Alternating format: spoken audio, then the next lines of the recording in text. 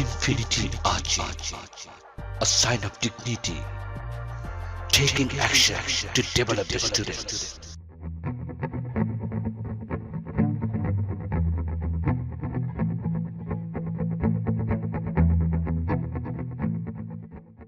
Hello everyone, good evening.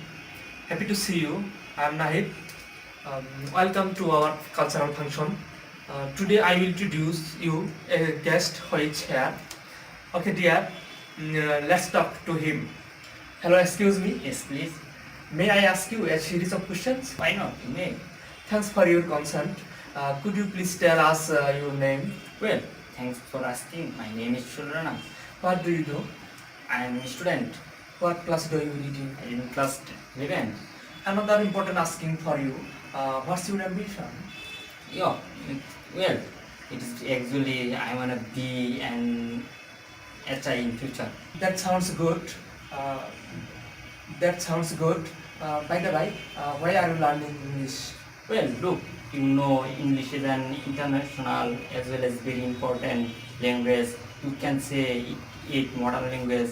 So I am learning English, learning this language. Well, this is the last question.